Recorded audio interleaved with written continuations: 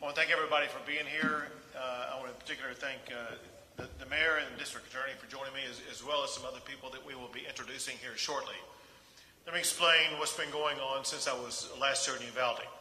I went back to Austin, Texas, and I met with every state agency that could help in any way the people of the community of Uvalde. That obviously includes the families of the victims, the friends of the victims, the victims including anybody who was in that school who made it out alive, but also benefits that would aid anybody who lives in Uvalde. The entire community has been affected by this horrific crime. And through these state agencies that you will be hearing more about here shortly, you will see that we have, as a state, tremendous benefits that can aid those who are suffering and those who will continue to suffer, sometimes for many years. One thing I must emphasize, and that is we are going through short-term challenges right now. The reality is many of the challenges will be long-term challenges. Texas stands with Uvalde for the long term in helping every single person in this community be able to piece their lives back together, to heal as much as they possibly can. We will be here as long as it takes. Among other things, and I know that there have already been some offerings to ensure that cost of funerals will be taken care of. During the course of the meeting, there was an anonymous donor who attended the meeting and provided $175,000 to ensure that every cost of every family concerning anything about the funeral services is going to be taken care of. We appreciate that anonymous donor for his generosity, and we will ensure that those resources get into the right hands to make sure that no family who is suffering from incalculable heartbreak at this time will have to worry about a single cost with regard to anything concerning this travesty. Now, in addition to that, there are all kinds of needs as well as all kinds of services. One of the needs is need for mental health care. And we have an abundance of mental health care services that we are going to be able to provide. That includes state and private providers that will be providing mental health assistance to anyone in the community who needs it. And when I say anyone, that means the totality of anybody who lives in this community. We believe that you would benefit from mental health care services. Those mental health care services are free. We just want you to ask for them. The way that you can ask for them, whether it be today, tomorrow, next month, or next year, is this number: 888-690-0799. Mental health care can be reached by calling 888-690-0799. That helpline will be answered 24 hours a day, 7 days a week, whenever you need it. In addition to that, I am announcing the establishment of the One Star Foundation Fund to assist with ongoing challenges that would be faced by the victims of this crime. To put this into perspective, to help you understand how this works, we opened up a fund like this in the aftermath of Hurricane Harvey to assist all of the thousands of victims of Hurricane Harvey and received millions of dollars in support that went to those who faced challenges because of Hurricane Harvey. The exact same thing applies here. Right here is the address. It's onestarfoundation.org. onestarfoundation.org. To be more precise, if you go to onestarfoundation.org/Uvalde, you make a contribution at that site that is already a pre-registered 501c3 organization, provide a donation to that site. There is no overhead cost. 100% of the money that you donate is going to be going directly to victims of this horrible crime to help them with their lives. One of the pre-designated donation sites that it would be going to is the Robb School Memorial Fund. So again, the onestarfoundation.org.uvalde. Well, you can do your part to help out the people in this community that are suffering in incalculable ways. In addition to that, we have set up a central headquarters for Victim Assistance Services at the Family Assistance Center, located at the Uvalde County Fairplex. As we'll discuss probably here momentarily, there may be a relocation of that site, and we will keep everybody fully informed about where the relocation site will be. Every family impacted by the shooting has been assigned an advocate to help them with their needs. Among other things, there will be airfare, for example, whether it be through American Airlines, United Airlines, or JetBlue Airlines, that will provide victims' families with flights free of charge so that they can get here and be with their family members. The Family Assistance Center will cover the travel and lodging costs of families who have lost loved ones. Healthcare costs of families impacted by this tragedy will also be covered by Texas insurance companies and donations from private citizens. The Texas Housing and Community Affairs, for example, they have a fund to pay for needed supplies right now, whether it be food or gas or other essential needs. And that money is available right now as we speak. Also, at the Family Assistance Center, the Health and Human Services Commission, who you'll be hearing from more here in a second, they will assist families in finding health and human benefit programs. Staff from the Texas Department of Insurance, the Teachers Retirement System, the Employees Retirement System will provide access to benefits, including workers' compensation. Staff from the Texas Workforce Commission are available to get families child care and unemployment benefits. And state staff are available to provide assistance to business owners impacted by this tragedy. Healing the broken hearts, it's going to take a long time. But through the generosity of our fellow Texans and the good works of neighbors helping neighbors, we can begin to stitch back together the fabric of Uvalde. Helping us to do that is the leader of Uvalde himself, and that is the Mayor of Uvalde, who I would like to ask to speak at this time. Governor, I'd like to thank you for bringing all these state agencies here and the services you've offered our community, our citizens, because these families are going to need this help, not just today, but in the long term, as you mentioned. So for that, Governor, I appreciate, and you know, all I can say is I've seen you these last 2 days, and the compassion and that you felt along with these families, and that I really admire it. I thank you, and like I said, and we appreciate everybody from all over the world and the country that has sent messages of encouragement and so forth. I mean, our hearts are broken here in Uvalde. It's a very, I mean, you know, nobody ever wants to have to go through this, especially as a mayor. I never thought this was something I would have to go through. My heart's broken for these families. But the one good thing about our community is Uvalde is a strong community. I think if some of you reporters have been here a while enough, you'll see that there's a lot of unity in our community, and it will take some time, but we will get over this, and Uvalde will come back stronger and better than ever. So God bless you, and thank you. Thank you very much. And someone who has been actively engaged in helping the victims of crime already and will remain engaged all the way through is the District Attorney, Christina Mitchell. Thank you, Governor, for being here. And we want to thank everybody that's reached out to us in Uvalde from across the state, from across the country, and across the world. We greatly appreciate all the support and kind words and prayers and assistance that has been sent to us. And like the mayor said, here in Uvalde County, we are down-to-earth people, we are salt of the earth people, and we are a family. And like a family, we're going to get through this together with each other and for each other, and we're asking everybody across the world to continue to support us.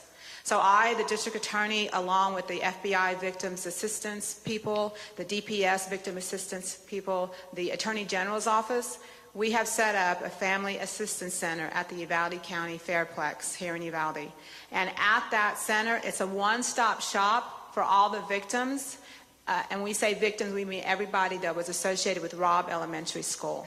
And when you come there, you're going to meet with a counselor, you're going to meet with all the services that the state has to offer, funeral services, Blue Cross Blue Shield, the Mexican consulate is there, the Red Cross is there, and we're there to provide all the services any family may need. And if you need something that's not there, then let me know and we will find it for you. And that's going to be open and continue until June the 1st. We are open from 9 a.m. until 5 p.m. There's also food there and a play center for children. And please come and see us. Any victims, anybody that needs help, please come there. It's a resource for everybody. There's also a victim services center at the Civic Center that's run by the school district, and that's for anybody affected in the school district, and they have that services there. So we thank everybody. We appreciate your support, and please keep our victims in your prayers, these families of the deceased children and school teachers, and keep us strong. Thank you. Thank you. And now I'm going to call up 7 leaders of seven different state agencies to give you a very brief explanation of what their particular agency does. There are more than 7 that are involved in this process, but we're calling up these 7. First is the Health and Human Services Commissioner, Cecily Young. Good afternoon. I'm Cecily Young, and I'm the Executive Commissioner at the Health and Human Services Commission.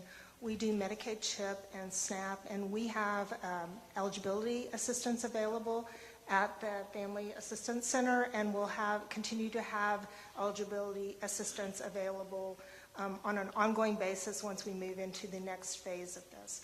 Additionally, as the Governor mentioned, we have an 888 number.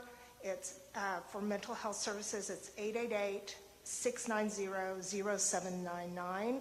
This is run by Hill Country Local Mental Health Authority. So it is local. It is a 24-hour, 7 days a week call center that is able to connect people with services, with counseling, medication, counseling services, and telepsychiatry services. And they will be able to ensure that anyone in the community that calls in will be connected to other available mental health services. So it is a way to triage, again, to try to make it as easy as possible for the members of the community. Thank you. Next is the Texas Department of Insurance Commissioner, Cassie Brown. Good afternoon. I'm Cassie Brown. I serve as the Commissioner of Insurance for the Texas Department of Insurance. TDI is here to ensure that insurance companies are appropriately and quickly handling claims. What our department does is oversee the health insurance as well as the workers' compensation insurance claims. So if you are going to, if you're a private sector employee, if you're a public sector employee, those employed by the school district or those first responders, they're going to have workers' compensation coverage. Private sector employees should check with their employer to see if they carry workers' comp. Workers' comp covers mental illness and PTSD, so please make sure that you are taking advantage of that benefit for you. We have staff available at the Fairplex Center to help you start the process for processing your workers' compensation claims and to explain all the benefits that are available to you under the system. Thank you. Thank you. And now from the Teachers Retirement System, Brian Guthrie.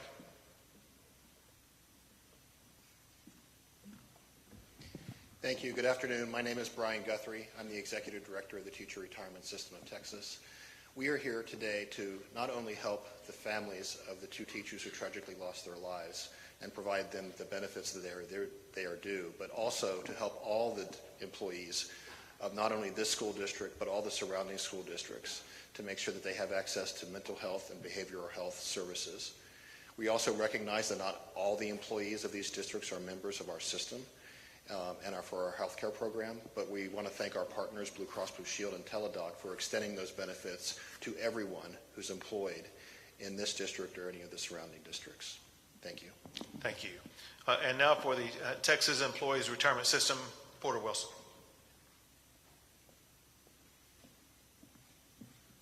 I'm Porter Wilson, the Executive Director of the Employees Retirement System of Texas. We provide retirement benefits, but more importantly here, health insurance benefits to state employees, but also to employees of higher education in the community.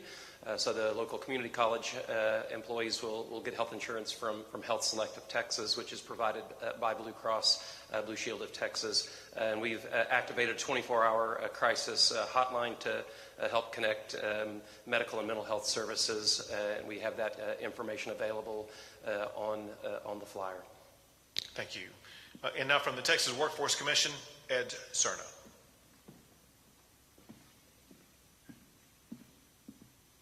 My name is Ed Cerna. I'm the Executive Director of the Texas Workforce Commission. The Workforce Commission has a local presence on Main Street in our local Workforce Development Office, and through that office we'll provide child care services for not only the families of the victims, but also anyone who is associated in the school or first responders. We'll also look to protect any TANF or SNAP benefits that an individual is receiving, so that they don't lose those benefits because they're unable to work or to continue their training. We'll also assist with anyone needing priority concerning unemployment insurance or businesses that need assistance during this time. We're available locally, so please, and we're also out at the Assistance Center as well. Thank you. Thank you. And now the head of the TDHCA.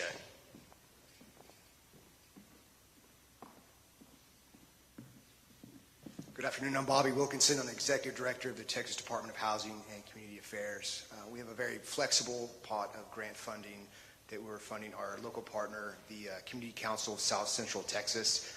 They have a field office here. They're at the Family Assistance Center. They're already passing out grocery and gas cards. They can help with lodging expenses, even some extended family. Maybe your grandma or someone's here and she needs help with gas, with lodging, etc. It's very flexible, and we're looking forward to helping as many people as we can. Thank you. Thank you. And last is the head of the Texas Education Agency, Mike Morath.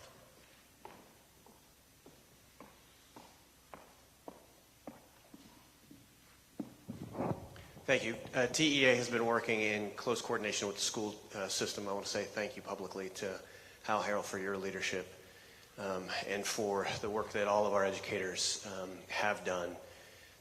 The agency provides support directly in the form of grant funds. We have offered supplemental counseling services. Those counseling services have been provided really around the clock since this began, and will continue to provide support as the school district prepares its responses for both summer and this fall. Thank you. So once again, whether it be the services you heard about, or there are many more that we talked about earlier, providing briefing to local officials.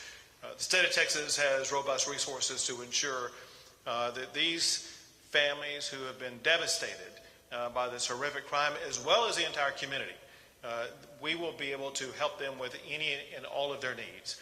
I cannot overemphasize enough that everybody, students, teachers, law enforcement, everybody in this community, please avail yourself of absolutely free mental health care.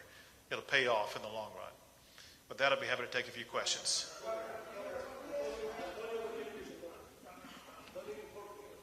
Go ahead.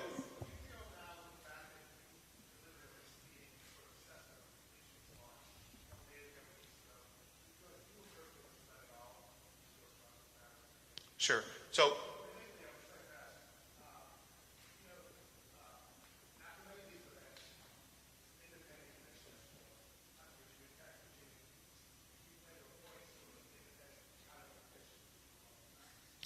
I'll directly answer your questions. Before I start answering questions unrelated to the discussion that we've had about the benefits that we're providing the community, let's take those questions first. I'll come back to you first. Go ahead.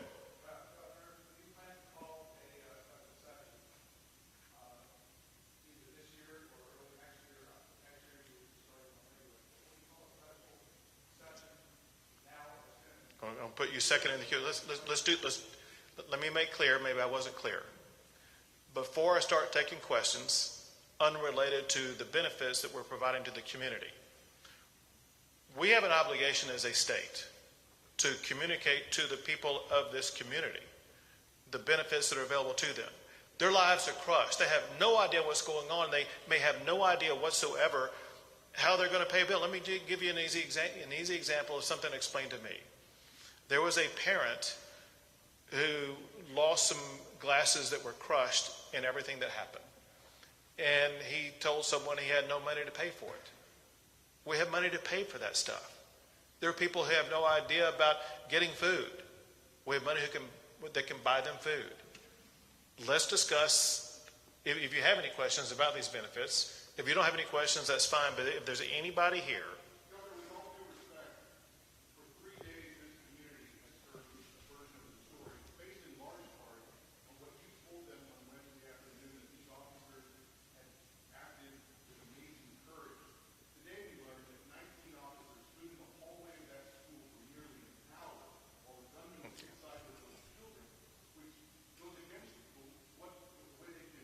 sure, and I'm going to be answering that, and that's his. No, I'm going to fully answer it, because that's what he asked, and I told him I'm going to answer his question first. Hold it.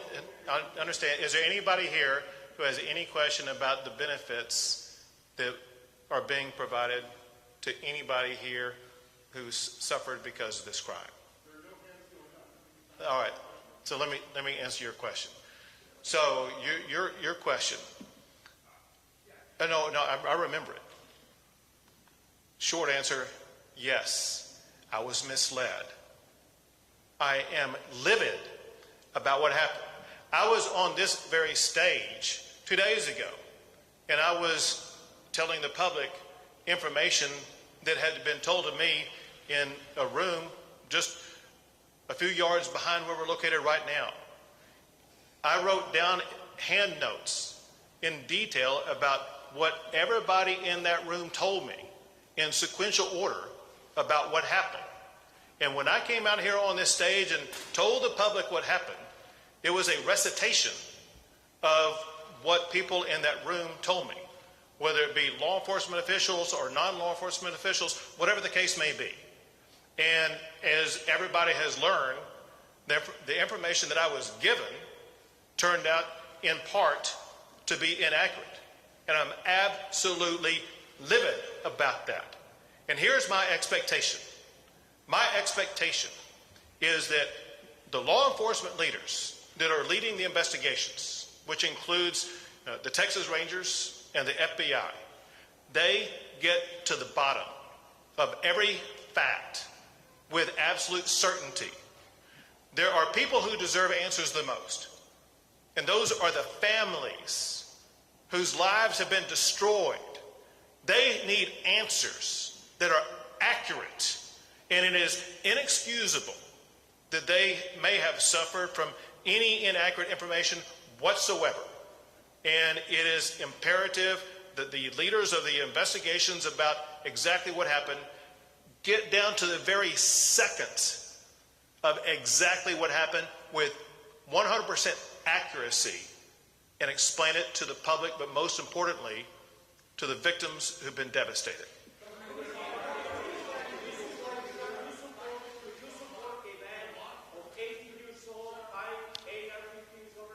He had a backup question, and I'm coming to you next.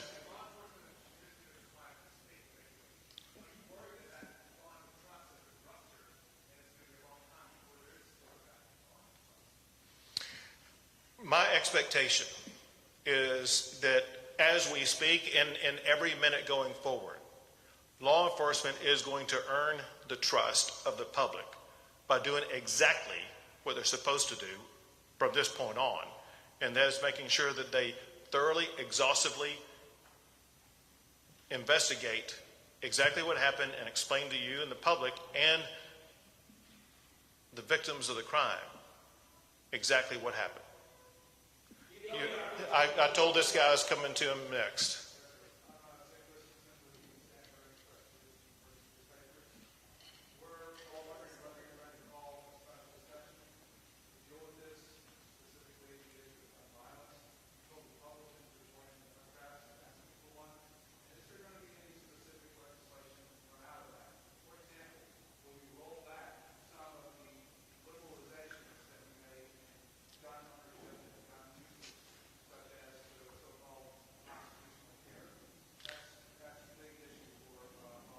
Sure.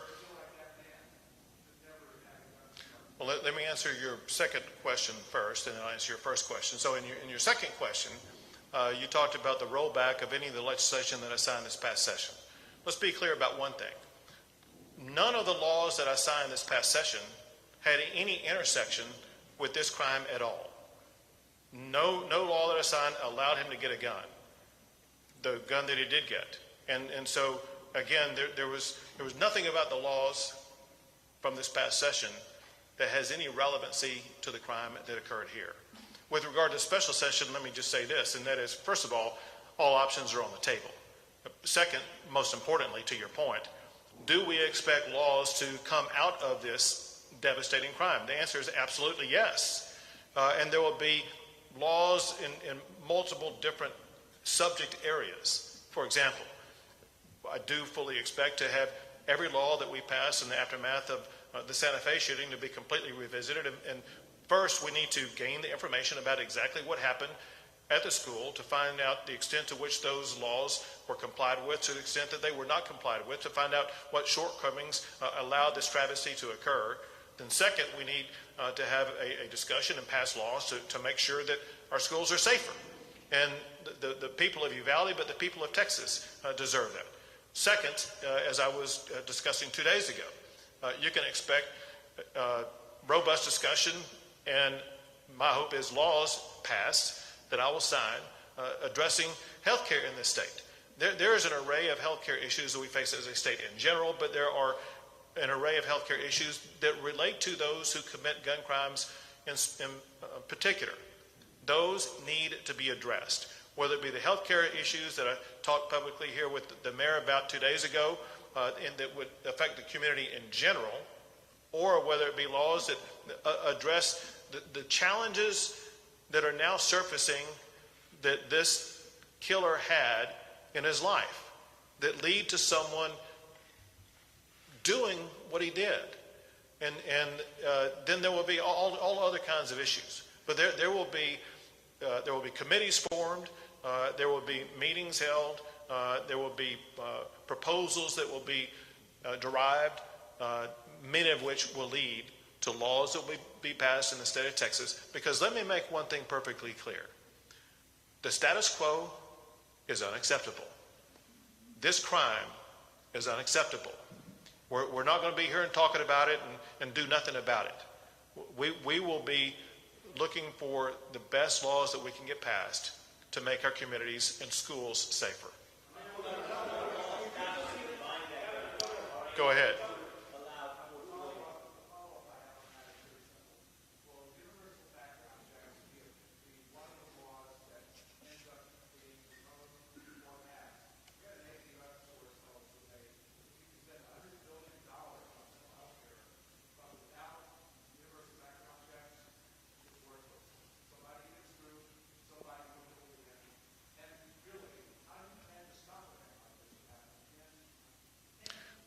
Let's be clear about a couple of things that show that these background checks, if everyone wants to seize upon a particular strategy and just assume, well, that's the golden strategy right there. Look at what happened in the Santa Fe shooting. A background check had no relevancy whatsoever because the killer took the gun from his parent. Look at what happened in the shooting in Sutherland Springs. There was a background check that was done. It was done in a flawed way that allowed the killer to get a gun. And so anyone who suggests, well, maybe we should focus on background checks as opposed to mental health, I suggest to you is mistaken. If there's anybody here who thinks we have perfect health care in this country, in this world, they're wrong. If there's anybody who thinks that we can't do more to address mental health care, they're wrong. They can. We can. And we're going to. Go ahead. Go ahead. Yes.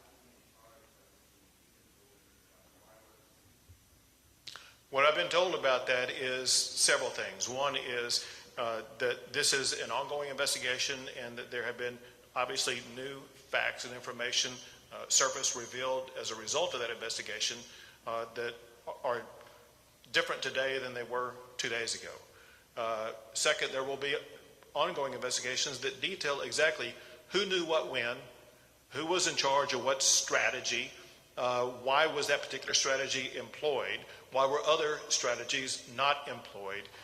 Bottom line would be, why did they not choose the strategy that would have been best to get in there and to eliminate the killer and to rescue the children? I can't hear you. I can't hear you. Go ahead.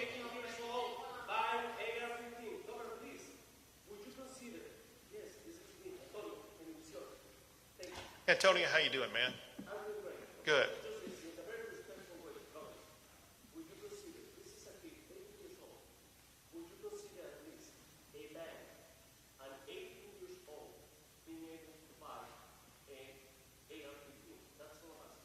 So, it's my understanding that ever since Texas has been a state, an 18-year-old has had the ability to buy a long gun, a rifle.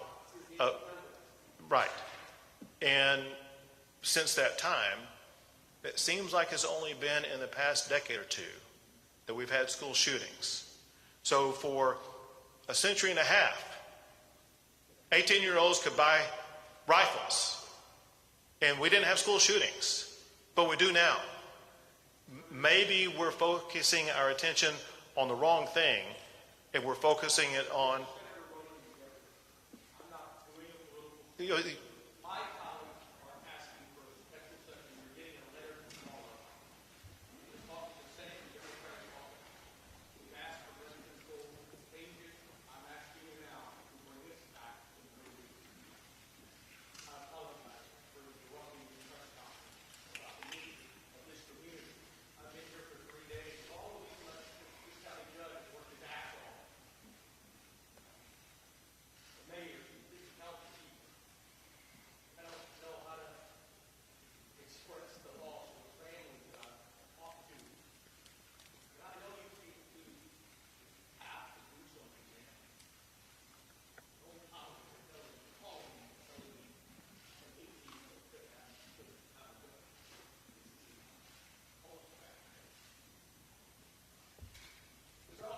Next question. I can't hear you. Speak up.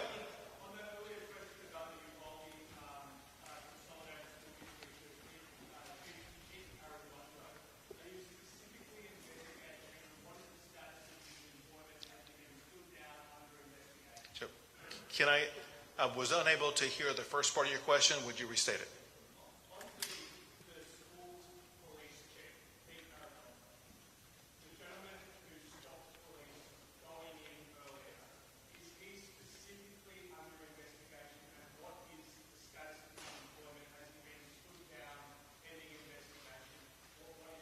Okay, so every act by every official involved in this entire process is under the investigation conducted both by the Texas Rangers and by the FBI.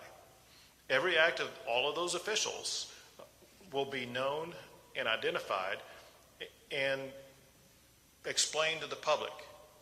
But I cannot overemphasize enough, we need to get that information to the families of all these victims who deserve to know the most. As far as his employment status is concerned, that's something that is beyond my control and I have no knowledge about. Go for it. Sure.